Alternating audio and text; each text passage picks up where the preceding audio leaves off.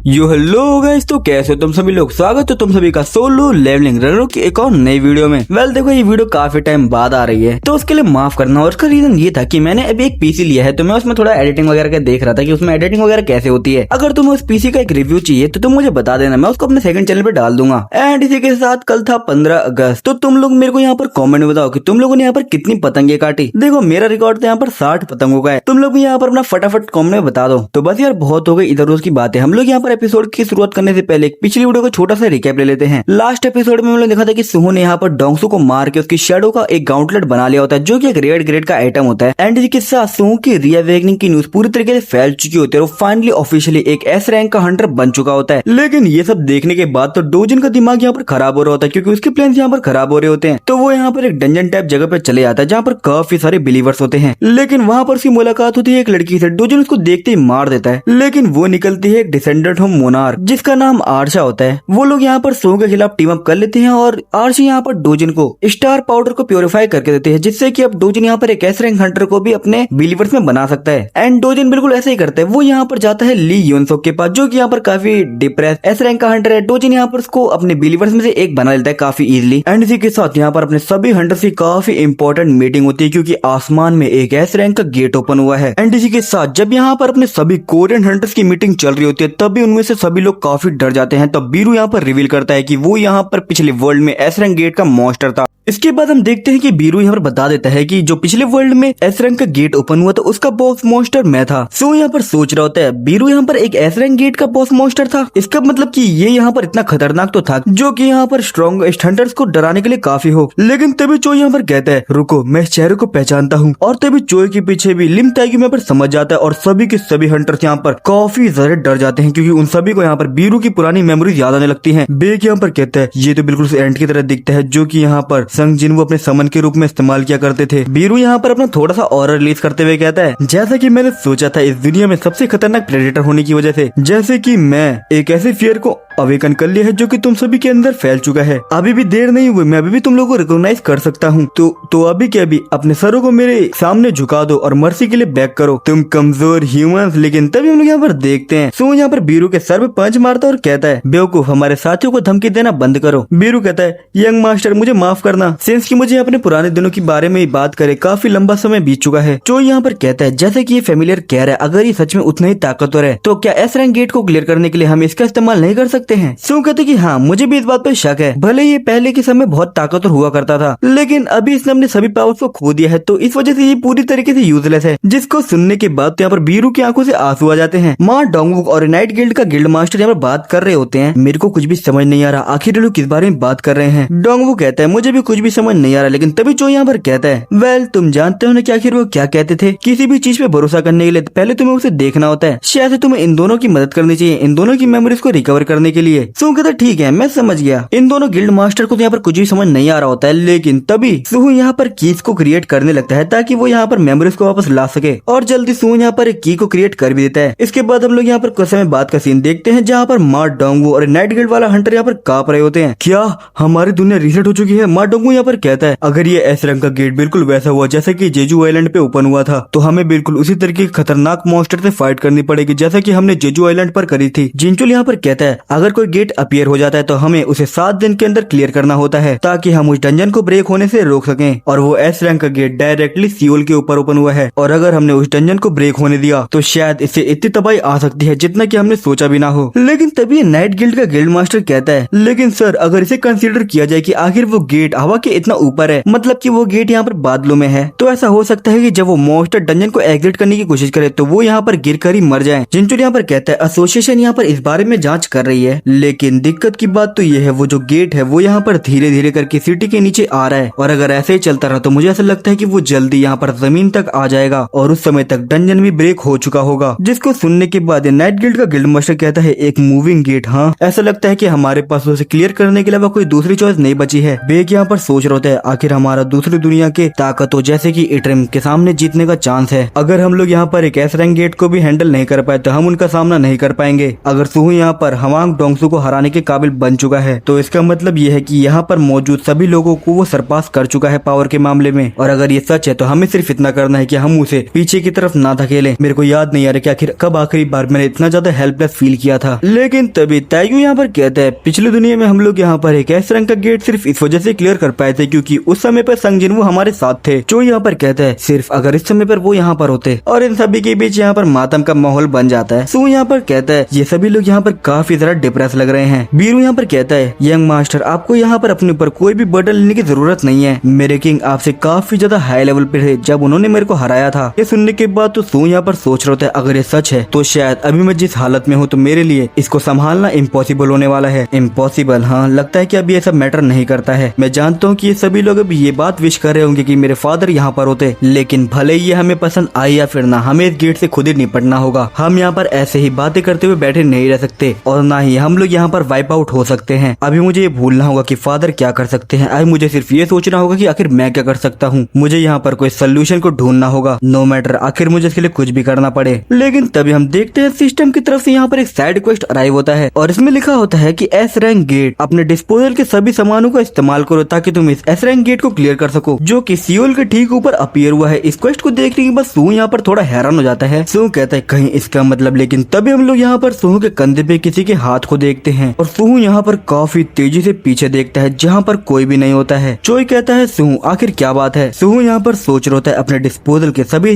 Resources का इस्तेमाल करना। क्या सिस्टम मुझे ये कह रहा है कि मुझे सोल्यूशन को खुद से ढूंढना होगा। लेकिन तभी सूहू यहाँ पर कुछ रियलाइज करता है और कहता है सर अगर मैं सही हूँ तो आपकी यहाँ पर स्पेशलिटी है hand to hand combat. Baig कहता है कि हाँ। सूहू कहता है कि मुझे यकीन नहीं हो रहा, आखिर मैं इस बारे में कैसे भूल सकता हूँ। मैंने यहाँ पर लास्ट फील्ड टॉप डंजन के अंदर कुछ उठा लिया था, शायद वो यहीं पर होना चाहिए। आखिर मुझे इसे क्या नेम देना चाहिए, व्हाइट टाइगर कॉम्बैट। ओ मैं समझ गया, तो चलो हम इसको एक व्हाइट बीस्ट नाम देते हैं। और हम लोग यहाँ पर देखते हैं ये होता है एक शेडो आइटम जिसका की क्रिएशन रैंक हीरोइक होता है और इसके स्टैट्स यहाँ पर सूहू के गाउंटलेट से काफी ज्यादा सिमिलर होते हैं, जैसे कि अटैक पॉइंट 130, स्टैट बूस्ट 10% और सारी एबिलिटीज यहाँ पर थोड़ी थोड़ी बढ़ जाएंगी। और इस गाउंटलेट का इस्तेमाल करने के बाद यहाँ पर एक स्किल का भी इफेक्ट होगा जिसका नाम है ब्लेड और ये यहाँ पर यूजर को अलाउ करेगी कि जो ओपोनेंट यहाँ पर लाइटनिंग की स्पीड से चलते हैं उन्हें हराने में। सूहू कहता है गिल्ड मास्टर बेग क्या आप मेरा साथ देना चाहोगे, मेरे को यहाँ पर कुछ चीज को चेक करना है। और सूहू यहाँ पर इस गाउंटलेट को बेग को दे देता है। इसके बाद हम लोग यहाँ पर गेट का सीन देखते हैं जहाँ पर अपने सभी गिल्ड मास्टर्स आ चुके होते हैं। जो यहाँ पर कहता है आखिर हम लोग यहाँ पर एक बी रैंक के गेट के अंदर क्या कर रहे हैं। मैं ये तो जानता हूँ कि इस समय हम लोग यहाँ पर सूहू को फॉलो कर रहे हैं, लेकिन एग्जैक्टली आखिर ये करना क्या चाहता है और आखिर इसने क्यों, क्या इसने यहाँ पर गिल्ड मास्टर बेग क्यों को मॉन्स्टर हट पर लगाया है। और हम लोग यहाँ पर देखते हैं बेग यहाँ पर व्हाइट टाइगर फॉर्म में ट्रांसफॉर्म हो चुका होता है और वो सभी मॉन्स्टर को काफी बुरी तरह खत्म कर रहा होता है। जिनचुल यहाँ पर कहता है सूहू आखिर हम लोगों को क्या मिलने वाला है हंटर बेग क्यों को बी रैंक के मॉन्स्टर मारते हुए देखने पर। सूहू कहते हैं बात ऐसी है कि मैं यहाँ पर इस नए शेडो आइटम को टेस्ट करना चाहता था जिसको कि मैंने कुछ समय पहले ही बनाया है। जो ये सुनने के बाद थोड़ा हैरान हो जाते हैं। वो यहाँ पर कहता है क्या तुम शेडो स्किल का इस्तेमाल करके आइटम्स को भी बना सकते हो, तो तुम यहाँ पर समन्स को क्रिएट नहीं करते जैसे कि तुम्हारे फादर किया करते थे। सूहू कहते हैं कि वेल पूरी तरीके से ऐसी बात नहीं है। मेरे डैड के शेडो वॉरियर्स यहाँ पर एक परमानेंट क्रिएशंस थी एंड अपेरेंटली वो यहाँ पर ऐसे हजारों को क्रिएट कर सकते थे, उतने जितने की एक आर्मी कहलाने के लिए काफी हो। लेकिन अगर दूसरी तरफ देखा जाए तो मेरे शेडो सोल्जर्स यहाँ पर एक दिन के अंदर गायब हो जाते हैं। मैं अपने फादर जैसा नहीं बन सकता। जिसको सुनने के बाद जिनचुल यहाँ पर कुछ भी नहीं बोल पाता है। लेकिन तभी सूहू यहाँ पर कहता है लेकिन मैं यहाँ पर खुद बना रह सकता हूँ और मेरे पास मेरे खुद के ट्रिक्स हैं जो कि मेरे हाथों पर है। मेरी शेडो क्रिएशन स्किल मेरे को अलाउ करती है कि मैं शेडो सोल्जर्स को यहाँ पर आइटम्स के अंदर बदल सकता हूँ और क्रिएशन आइटम यहाँ पर इवॉल्व होगा और भी ताकतवर होता रहेगा और उन एबिलिटीज को मैं यहाँ पर अपने शेडो सोल्जर्स को दे सकता हूँ ताकि वो इस एबिलिटी को किसी को भी दे सके जिसको भी मैं ये एबिलिटी देना चाहता हूँ। जिनचुल कहता है क्या तुम ये कह रहे हो ये आइटम जो कि यहाँ पर तुमने गिल्ड मास्टर बेग क्यों को दिया है वो इवॉल्व होने के केपेबल है। चोई कहता है अगर तुम जो कह रहे हो वो सच है तो तुम मॉन्स्टर्स को हंट करके इन आइटम्स को ताकतवर बना सकते हो। सूहू कहता है कि हाँ मुझे इस बात पे भरोसा है, लेकिन यहाँ पर सिर्फ एक चीज है, मुझे मेक श्योर करना होगा कि ये आइटम्स यहाँ पर इवॉल्व होते रहे, इवन कि वो मैं ना हूँ जो कि इन्हें इवॉल्व करे। बेग यहाँ पर सभी मॉन्स्टर को काफी बुरी तरह खत्म कर रहा होता है और कहता है ये गाउंटलेट यहाँ पर काफी ज्यादा कमाल के हैं, ना कि ये यहाँ पर एक पावरफुल वेपन है, लेकिन सिर्फ इसे पहनने से मुझे एक नई स्किल मिल गई और ये स्किल यहाँ पर ब्लिट्स होती है जिसको कि इस्तेमाल करने के लिए यहाँ पर 120 माना की जरूरत होती है और इसको इस्तेमाल करने के बाद यूजर को यहाँ पर 30% इंक्रीज मिलेगा उसकी स्पीड में। सूहू यहाँ पर ये सब देख रहा होता है और वो यहाँ पर स्माइल करता है क्योंकि अभी यहाँ पर इस व्हाइट बीस्ट का लेवल 2 हो चुका है और सभी स्टैट्स यहाँ पर थोड़े थोड़े बढ़ चुके हैं। बेग को तो ये गाउंटलेट काफी ज्यादा पसंद आ जाते हैं। वो यहाँ पर कहता है किसी रीजन की वजह से ये गाउंटलेट पहनने के बाद मेरी बॉडी काफी ज्यादा लाइट हो गई है। सूहू यहाँ पर सभी को कहता है डंजन ब्रेक के होने के लिए हम सभी के पास 6 दिन है ताकि हम प्रिपेयर कर सके और मैं उस समय का इस्तेमाल करूंगा ताकि मैं आप सभी के लिए शैडो आइटम्स को बना सकूं। चोई कहता है क्या तुम हम सभी के लिए इवॉल्व होने वाले आइटम्स बनाने वाले हो? सू कहता है हाँ, क्योंकि आगे हमारे पास और भी खतरनाक लड़ाइयाँ आने वाली हैं, लेकिन जब तक हम लोग यहाँ पर साथ में रहेंगे हम लोग जीत सकते हैं। और ये सब सुनने के बाद तो सभी लोग यहाँ पर सुहू से फरमाइशें करने लगते हैं। चोई यहाँ पर कहता है सुहू क्या तुम मेरे लिए कुछ ऐसा बना सकती हो जिससे कि मेरी फायर का स्किल इनहेंस हो जाए? ताइगो कहता है कि नहीं, पहले तुम मेरा करो, मुझे एक नए बो की जरूरत है। सुहू कहता है कि मुझे माफ करना, लेकिन मैं इस बात की गारंटी नहीं दे सकता कि जो तुम्हें चाहिए वही आएगा। लेकिन तभी हम देखते हैं नाइट गिल्ड का बंदा कहता है क्या तुम्हारी ये आइटम मुझे एस रैंक बनाने में मदद करेंगे? मार्टांगू तो यहाँ पर डायरेक्ट कहता है जेंटलमैन कैसा रहेगा कि हम सभी लोग यहाँ पर लाइन में लग जाएं ताकि हमें सामान मिलने में आसानी हो। और ये सब देखते हुए जिनचुल यहाँ पर स्माइल कर रहा होता है। जिनचुल यहाँ पर सोच रहा होता है संग जिन्वो की पावर्स काफी ज्यादा एब्सोल्यूट थी, उनको यहाँ पर किसी की भी मदद की जरूरत नहीं पड़ी, लेकिन ऐसा लगता है कि सुहू की पावर्स ऐसी हैं जिनमें की टीम वर्क चाहिए और वो पावर्स लोगों को इनकरेज करती हैं ताकि वो लोग उसकी तरफ आए। हम सभी अपनी पिछली जिंदगी में बिल्कुल भी काम नहीं आ पाए थे, लेकिन सुहू की पावर्स ने हमारा हौसला बढ़ाया और हमें लड़ने की इच्छा दी। शायद किसी दिन हम लोग यहाँ पर एक साथ मिलकर फाइट कर पाएंगे। हम लोग यहाँ पर एक बात को देखते हैं जहाँ पर जिन्वो आगे जा रहा होता है और सुहू उसके पीछे खड़ा होता है और सुहू के पीछे खड़े होते हैं यहाँ पर सभी हंटर्स। जिनचुल यहाँ पर कहता है ऐसा लगता है कि मैं अपने आप से कुछ ज्यादा ही आगे जा रहा हूँ, लेकिन मैं सच में चाहता हूँ कि एक दिन ऐसा जरूर आए। इसके बाद सीन शिफ्ट होता है। हम लोग यहाँ पर एक काफी बड़े बीच हाउस को देखते हैं जहाँ पर ऑफ कोर्स यहाँ पर थॉमस और लॉरा होते हैं। लॉरा यहाँ पर कहती है सर यहाँ पर कोई चीज या फिर आपका कोई एजेंडा है जिसको कि आप भूल चुके हो? थॉमस कहता है क्या सच में? लॉरा यहाँ पर बताते हैं कि असुरा गिल्ड से निपटने के बाद हम लोग यहाँ पर कोरिया जाने वाले थे। थॉमस कहते हैं हाँ मेरे को याद है, हम लोगों को यहाँ पर संग सुहू से मिलना है, लेकिन अभी उससे मिलने के लिए ये सही समय नहीं है। लॉरा यहाँ पर कहती है क्या? थॉमस कहता है हम लोगों ने ऑलरेडी उन असुरा गिल्ड वाले कमीनों को उनकी औकात दिखा दी है हमारी रेपुटेशन को खराब करने के लिए, और इसकी जगह वो जो सुहू नाम का लड़का है वो यहाँ पर एक एस रैंक का हंटर बन चुका है ना। उसकी रीअवेकनिंग होने के बाद अगर हम लोग अभी साउथ कोरिया गए तो हमें उससे कुछ भी हासिल नहीं होने वाला। लॉरा कहती है सर क्या आप रोंडोल्फ की डेथ का बदला नहीं लेने वाले हो? थॉमस कहते हैं कि नहीं, ये रिवेंज की बात नहीं है, हमें यहाँ पर उसकी डेथ को हॉनर करना चाहिए और जो सबसे अच्छा तरीका है उसको रिस्पेक्ट देने का वो है यहाँ पर रोंडोल्फ की मेमोरी जो कि यहाँ पर थोड़ी बची कुची है। लॉरा कहती है और अगर ऐसी बात है तो शायद से ये अपॉर्चुनिटी हो सकती है जिसके लिए आप इंतजार कर रहे थे। थॉमस कहता है कि हम देखते हैं।